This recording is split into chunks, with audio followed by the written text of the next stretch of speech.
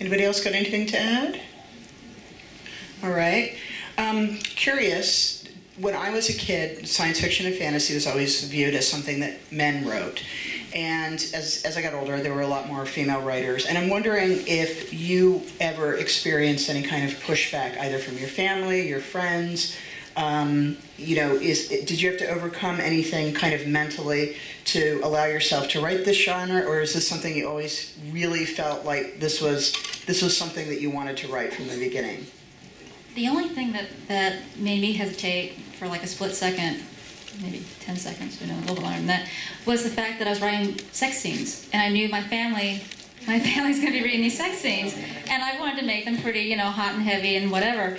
And that was, but as far as, you know, as far as any, like, being a female writer in gender roles or whatever, that, no. I grew up watching horror movies from like age 8, which probably was too young in traditional view. And back then, that was really the only time you found a lot of supernatural. And it was portrayed, of course, usually as the villain, which I was always rooting for the villain then, much to my parents' dismay. So for me, it was at an early age that I always wanted to write fantastical elements. And I didn't have any hesitation as far as doing it because I never thought I would be published. I wrote my first 3 books before even trying to sell the first novel in the series, and I only started shopping it because my husband said, if you're writing all these books, maybe you should see if one of them sells. And so I did it to shut him up. He's glad about that now, and so am I. But no, it didn't really occur to me, and the only time I really thought about genre is when I was querying and realized that I had written this novel that had horror, fantasy, romance, humor, and blood, and I had no idea how to classify it, and that was the first I thought about genre. But I think it goes back to write whatever you're really drawn to and whatever you really love, and let the classifications be in the hands of the people who try and market it. It's good advice. Short answer, no. Awesome. No, I've got blinders on. I've always had blinders on. I know what I want to do, and I don't care what the stereotype is or who's doing it or who isn't doing it. I just know what I want to do, and I do it. Seriously, that's how I got published. If I had known that it was going to be so hard, I probably never would have tried. But it's those blinders and the focus. No, actually, right now, I believe the average editor in New York is female, at least in the genre fields. So I think that stereotype is just about gone, unless it's still in our head somewhere. Yeah, I agree. Short answer again, like him, no. But I think, you know, writing for women in general has come a long way, and, you know, there's doors open that never were 100 years ago.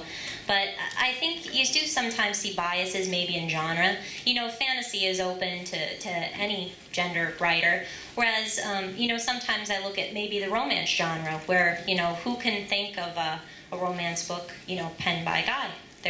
They're all women's names. And even when Patty's raising her hand. well, yeah, I know. I was going to say some of them are probably pen names, but then I think to myself, well, what does that mean? You're kind of hiding behind a mask there. Why is that? Is it because there's a perception that men can't write romance as well as women, and it won't sell as well? So I think sometimes, you know, I understand that from a marketing perspective, but sometimes we have a little way to go with certain things. I grew up spending my allowance on comic books and reading. You know, it's tough to be a girl in high school that reads comics and hangs out in the library, but it pays off. I didn't write Blood Rights thinking to myself, I really should try to write an urban fantasy. I actually wrote this book strictly to entertain myself. I was really mad about a lot of things, and so I put all my anger into the book, which was, I highly recommend that. It's better than killing people. And much more legal. So. Pays better, too. It does. Well, I'm Italian, though, so we do actually. If anyone needs a card, so I didn't really set out to write urban fantasy, but that's just sort of where the book ended up. and I'm really happy to be here. I don't know if that answers the question, but... It was great. I did have a bit of a problem, not a big problem, but I was very ill when I was young, and decided that when I came through the illness that I wanted to write, so I was very much set on that goal. But really, my mum and dad were appalled that I decided that I wanted to be a writer. And they were, right through my first year of university, they were appalled. There was just like wall-to-wall appalled. And then I started selling my short stories, and I knew I'd sort of broken through when my dad appeared one day with one of the very early 460 PCs and gave it to me without a word to say, well, this is your writing computer. So it took quite a while for them to realise that, yes, this is where I was going and how I was going to be. And then along came the computer. Nice. Yeah, I think it's mostly a generational thing. The writers who, you know, when I started this business 15, 20 years ago, and I was talking to, you know, C.J. Cherry and folks like that, and then it was a big deal. You know, they would disguise the fact that they were women writing science fiction, because the perception was that men read science fiction and women read fantasy, and women would read male writers and men would not read female writers. And I'm not sure how accurate that is. I have a huge group of male writers, or male readers, sorry. Yes. Come here, Cabana Boy. No. I just had to throw that one in. No, but I think that this is a different world, and I think actually it probably is harder to be a male writer and break into the fantasy market at this point. However, there are markets that's not true of. Comic book industry. Marjorie is an exception. Mostly the writers on the comic book industry are male. Most of the artists, and certainly a vast percentage of the female artists vast percentage of the artists are male, especially in the popular group. Yeah, and even the adaptations of female writers tend to be by male writers and artists. Oh, David does a really nice job. David Lawrence is my writer for the comic books, and he does a really good job. So I have no complaints. All right, well, I've got one last quick question, and then I'm going to open it up to the group here.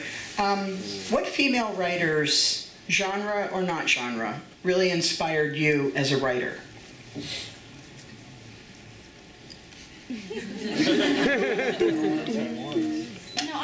I have a favorite writer.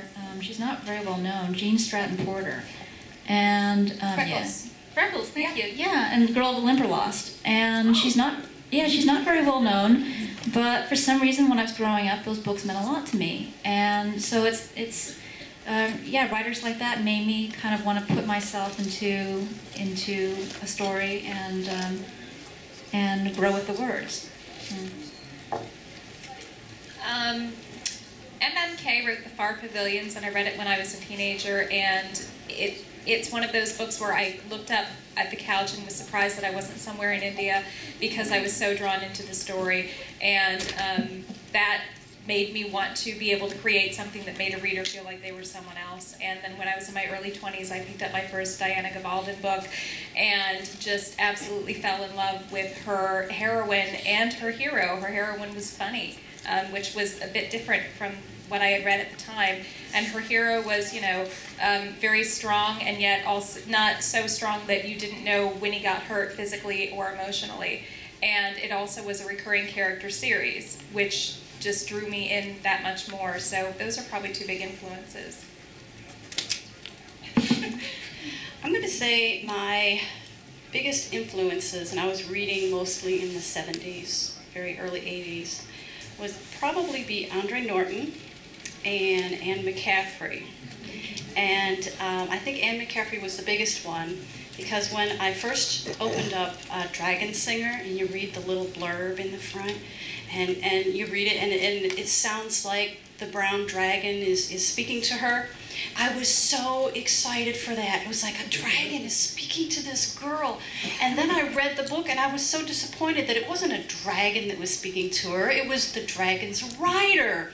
Now, I have a feeling that had a bigger effect on me than I realized, because the very first thing I wrote had a talking dragon in it. But yeah, Anne McCaffrey was probably one of the biggest influences. I love the way she creates characters and her character development, and can carry a story over a long span of time? My influences are kind of all over the place. I really like anime and manga and a lot of Japanese comic books, and a lot of the artists I read tended to be female. Their stories are mostly fantasy, but all over the place. I mean, if you want to talk about novels, for me, like when it came to the Gothic novel, I looked to Anne Rice. I discovered Interview with the Vampire back in college, and I was amazed at the way she was able to make something like the vampire so real to me. And it was something that inspired me, and I thought I would like to do the same with my own creation someday. Are you saying that vampires aren't real? I have learned so much here. I would have to say Marion Zimmer Bradley, The Mists of Avalon. Yeah. And probably the late, great Sarah Douglas. Oh, yeah. I was reading in the 70s as well, and one of my favourite books was Tunes for a Small Harmonica by Barbara Worsper. So it was a very early influence. Anne McCaffrey as well, great influence. Lately I'm really admiring Diana Gabaldon, or Gabaldon, I'm not too sure how to pronounce it, but she wrote the Cross Stitch series, really nicely put together characterisation and books. So yeah, those are the people I admire. My list is about a mile long. I've been crossing off the people that other people have mentioned. So early on, Edna Norton, absolutely. She can do more in fewer words. I'm a writer. I can use my language right. She can do more in fewer words than anybody else I've ever read in my life. She and Dick Francis, actually, both of them were really, really incredibly good at doing these wonderful, beautiful pictures in very few words. In fact, when I read them back as an adult, I couldn't believe how short some of my favorite books were. Robin McKinley, I read Hero on the Crown, The Blue Sword. I read The Blue Sword first and picked up The Hero on the Crown. It was my birthday present to myself when I was in college and very, very broke, and it was the best birthday present I'd ever gotten myself. Of course, since I moved over to urban fantasy, Laurel K. Hamilton, who is awesome, really one of the best scene writer I have ever read in my entire life. She'll take you into a scene and you'll arrive 100 pages later, panting and breathless and sweaty, going, wow, what a ride, it's really good. Someone maybe you don't know, Nicholas Stuart Gray was a folklorist, a British folklorist, told fairy tales, and they are delightful. The ones you see a lot in the U.S. are Grimalkin's Other World, and maybe The Seventh Swan. Ace republished that like 25 years ago, so you can find it actually in paperback. But his books of short stories are just amazingly good, and if you find them on a Libris or something, I highly recommend you grab them. All right, thank you so much. I have a bunch of new names, books to read. All right, I'm going to open this up now. So anybody who's got a question? You in the back there, you were whipped fast with your... Yeah, I noticed that I'm reading a lot of romance recently. Nora Roberts, a lot of Laura Lee, the Naughty series. She's a filthy young woman. I'll admit to reading Laura Lee. Love it, love it. But one of the things I noticed, and Marjorie's blogged about this a lot, is that it celebrates the alpha male. And I sort of feel like we're commoditized. I'm fine with that. But I understand you're writing primarily for a female audience. But the serious question is there room to just deviate from the idealization of what an alpha male is and represent an alpha male?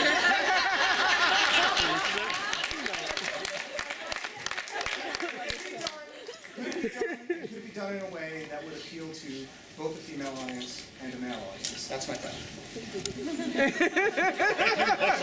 Thank you. And good luck. At the end of the day, I mean, people just write what they want to write.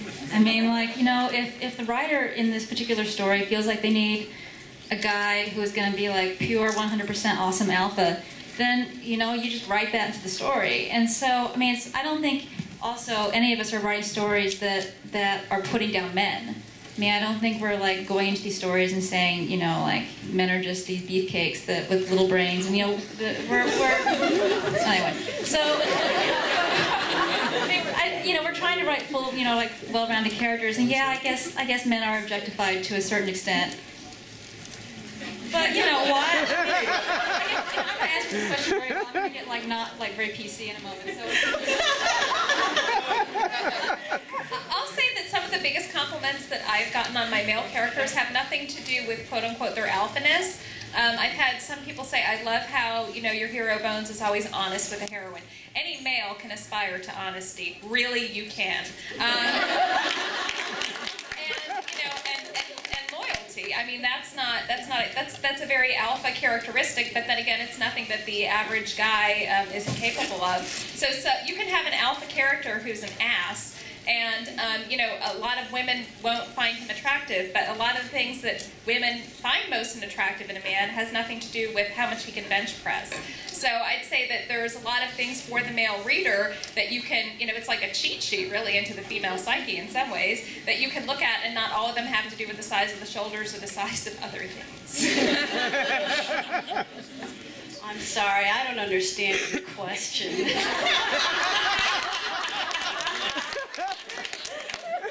I don't think I have alpha males in my book. I really don't. I've got very interesting guys in my book, multifaceted.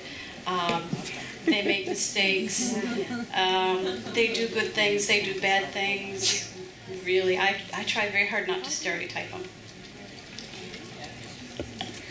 I think in my book I played around with that a little bit. I have a male character that I guess you could consider an alpha male, and then I have another one that's kind of the exact opposite. And when I mentioned I love anime and manga, they have a concept, you know, called the shonen, which is, you know, the beautiful guy. And, you know, in my story, I guess you could say that gives them sometimes more feminine attributes, whether it's the way they act or even the way you describe that they look, you know, like elegant or graceful. And, you know, the main character in the book has to kind of choose between the two of them, but I thought that was something interesting to play around with. I think sometimes it just comes down to how much you're willing to play with certain ideas.